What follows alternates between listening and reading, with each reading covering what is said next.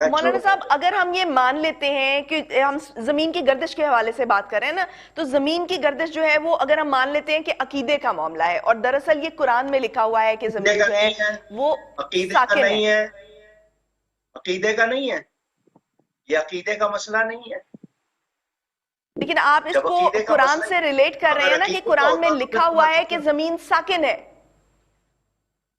جی زمین ساکن ہے تو یہ ایک موقف ہے، موقف کو کہتے ہیں آپ کا stand point. Is not blue, is ٹھیک ہے، ناٹ فیتھ.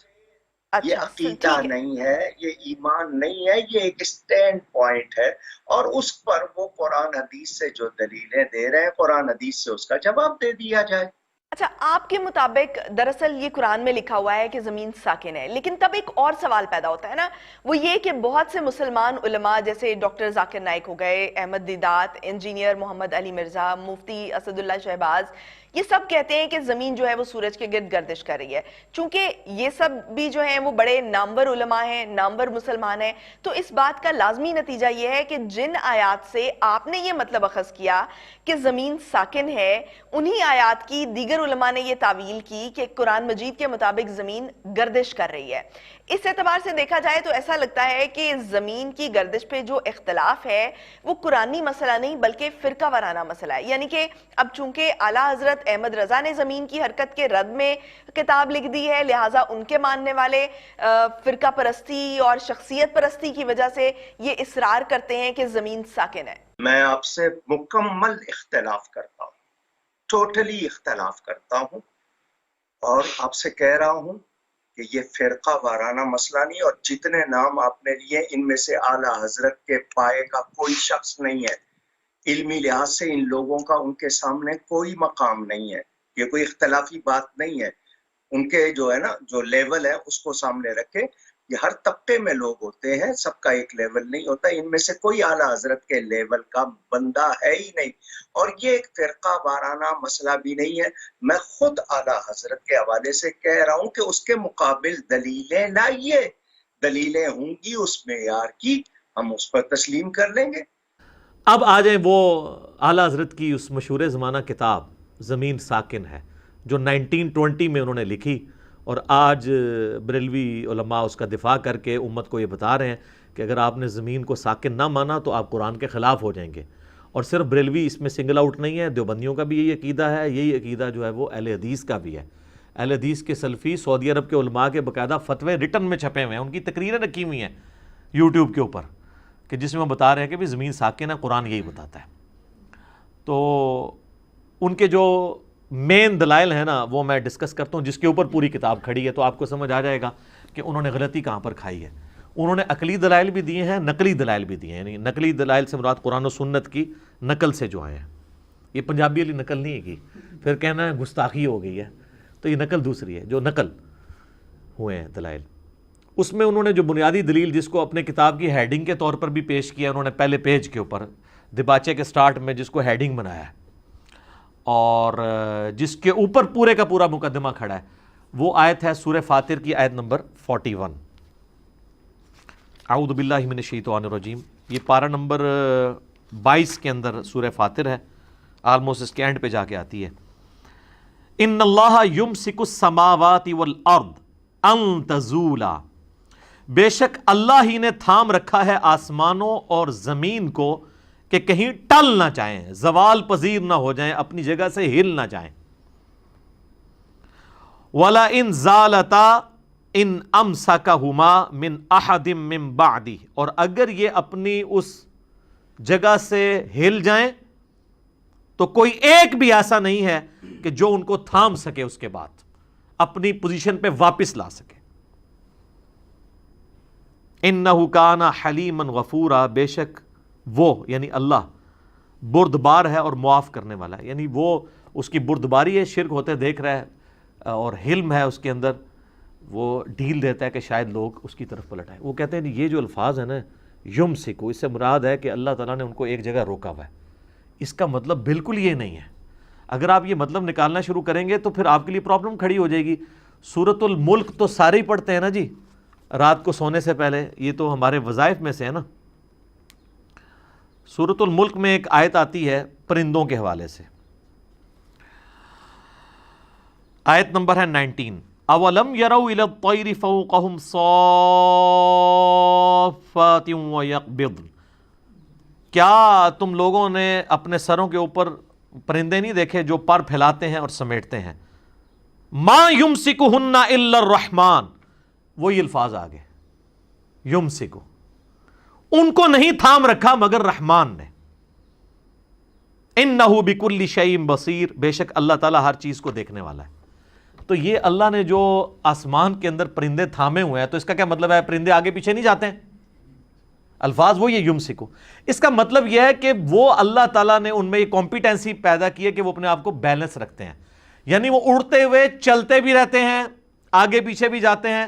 وہ جو فورس آف بوئنسی ہے، جو ہوا کی قوت اچھال ہے، جس کی وجہ سے ہوائی جہاز اور پرندے ہواؤں میں اڑتے ہیں اور سمندروں کے اندر بحری جہاز تیرتے ہیں، قوت اچھال جسے ارشمیدس پرنسپل کے تحت جس کو وہ کیلکولیٹ کیا جاتا ہے، وہ قوت اچھال اللہ نے رکھی ہوئی ہے۔ تو یہاں پہ یمسکو کا ترجمہ کوئی یہ کرے گا کہ پرندے ایک جگہ ہی رکے ہوئے ہیں، اس میں تو الفاظ ہیں کہ پر پھیلاتے بھی ہیں، اکٹھے بھی کرتے ہیں۔ اگر صرف پھیلانے کا ہوتا نا تو یہ کہتے ہیں دیکھو بعض کا اینڈ کھلوتے بھی رہتے ہیں نا، لیکن جب وہ پھیلا رہے اور اکٹھے کر رہے ہوتے ہیں اس میں کھڑے نہیں ہوئے ہوتے، آگے جا رہے ہوتے ہیں۔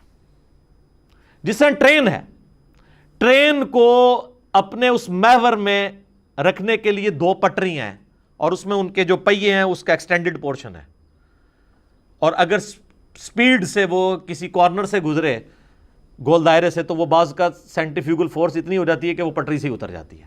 تو ہم یہ کہہ سکتے ہیں کہ پٹری نے ٹرین کو اپنی جگہ پہ رکھا ہوا ہے۔ اس کا یہ مطلب نہیں ہے کہ ٹرین ایک جگہ پہ رکی ہوئی ہے، بلکہ اسی طریقے سے اللہ تعالیٰ فرماتا ہے ہم نے اسے بیلنس کیا ہوا ہے کہ اپنی جگہ سے، یعنی جس محور پہ ہم نے اسے سیٹ کر دیا۔ تو یہ انہوں نے بڑی دلیل لی تھی، اور اس کے پیچھے آپ کو میں نے بتا دیا کہ انہوں نے اس کا فہم سمجھنے میں غلطی کی۔ اس میں سکون کا تو لفظ ہی کہیں موجود نہیں ہے کہ اللہ تعالیٰ نے ایک جگہ پہ روک کے رکھا ہے، نہیں، اللہ کہہ رہا ہے میں نے تھاما ہوا ہے اس کو کہ اپنی جگہ سے ٹل نہ جائیں، جو ہم نے ٹریک مقرر کیا اس سے ٹل نہ جائیں۔ تو خام خواہ اس کے اندر سکون والا معاملہ پیدا کرنا یہ بالکل غلط ہے۔ اگر کریں گے تو پھر پرندوں کے معاملے میں بھی کریں۔ یہ میں نے اینٹی وینم پھکی والا الزامی جواب بھی دے دیا ہے کہ سیم وہی یمسکو کا لفظ جو ہے وہ پرندوں کے لیے بھی استعمال ہوا ہے۔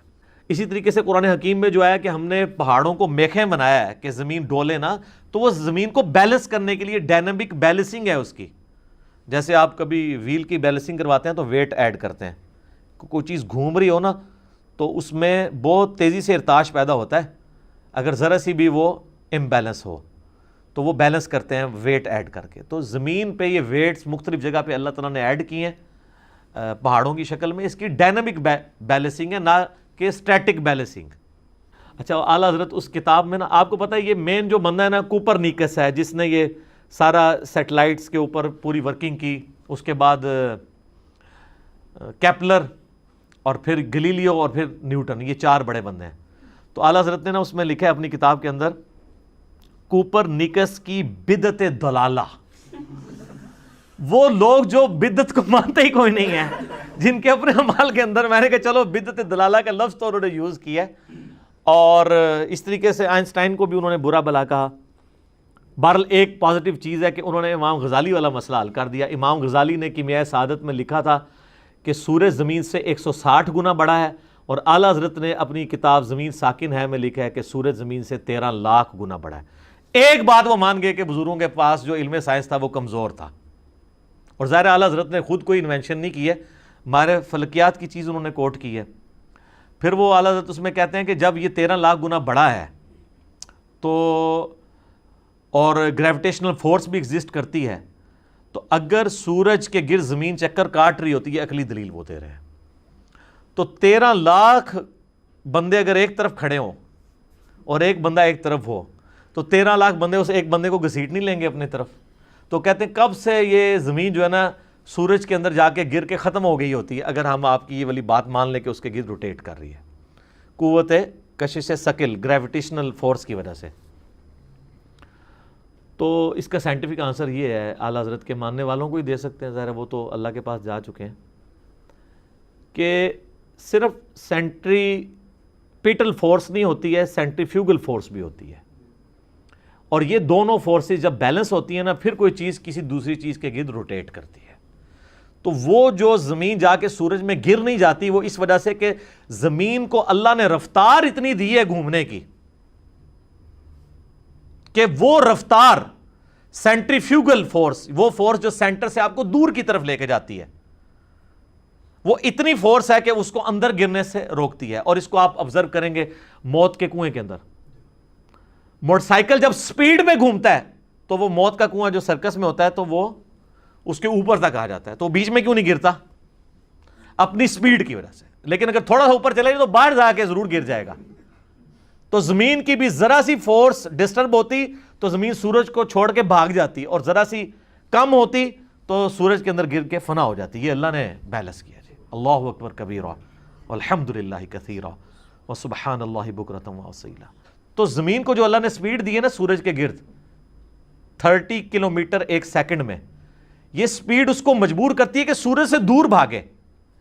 اور سورج جو اس کو کھینچ رہا ہے نا، وہ 13 لاکھ بندے جو کھینچ رہے ہیں وہ اسے مجبور کرتے ہیں کہ سورج کے اندر گر جائے. تو وہ سپیڈ اتنی دی ہے اللہ تعالیٰ نے کہ وہ نہ وہ حاوی ہوتا ہے نہ یہ حاوی ہوتا ہے، اور بیلنس ہو کے ایلپٹیکل آربٹ کے اندر وہ گھومتی رہتی ہے اور بیلنس رہتی ہے. یہ اللہ کے کام ہے جی. اور سر زمین کا گول ہونا، اس کی موومنٹ کو تو اب فزیکلی آبزرو کر لیا گیا سیٹلائٹ میں جا کے. اس کے امیجز آتے ہیں، ویڈیوز بھی آتی ہیں. اور سیٹلائٹ صرف کافروں کے چھوڑے ہوئے نہیں، پاکستان کا بھی 80s میں ایک سیٹلائٹ گیا ہوا ہے.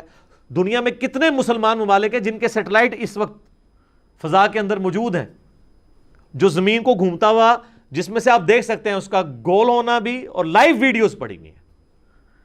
بلکہ میں آپ کو بتاؤں، میرا خود بھی تعلق ایک ایسے ادارے کے ساتھ ہے جہاں پہ ڈیفنس کا کام ہوتا ہے. میں نے فزیکلی، یعنی آپ میرے اوپر تو اس اعتبار سے اعتبار کر لیں کہ جو ہمارے جو میزائل سسٹم کا معاملہ ہے، اس کے اوپر بھی باقاعدہ جو پاکستان کے میزائل چھوڑے جاتے ہیں تو ان کے اوپر کیمرے فٹ کیے ہوتے ہیں، اور ریئل ٹائم ڈیٹا نیچے ویڈیو میں ہم آبزرو کر رہے ہوتے ہیں. اور سیٹلائٹ جو ہیں وہ پوری دنیا کے اندر موجود ہیں. تو یہ تو وہ منظر ہے جو میں نے ریئل ٹائم دیکھا ہوا ہے. اگر آپ کہیں گے یوٹیوب کے اوپر جعلی ویڈیوز ہیں، تو جعلی ویڈیو نہیں ہے. ٹرکی کا بھی سیٹلائٹ ہے، پاکستان کا سیٹلائٹ ہے، اور کئی اسلامی ملک ہیں جن کے سیٹلائٹ جو ہے موجود ہیں، جن کے اندر سے ریئل ٹائم آپ کو دیکھ سکتے ہیں. آپ کے زمین موو بھی کر رہی ہے اور زمین جو ہے وہ گول بھی ہے. لہٰذا اب یہ اس معاملے میں کوئی وہم نہیں رہ گیا. اور یہ پوری دنیا کے جو ٹی وی چینلز کا سلسلہ ہے انہی سیٹلائٹ کے اوپر چل رہا ہے. آپ کے موبائل فونز کا سارا سلسلہ یہ اب سارے مانے ہوئے ہیں. تو فزیکلی انہوں نے سب کچھ کر کے بتا دیا، لہٰذا اب اس کا انکار آج کے دور میں تو ناممکن ہے.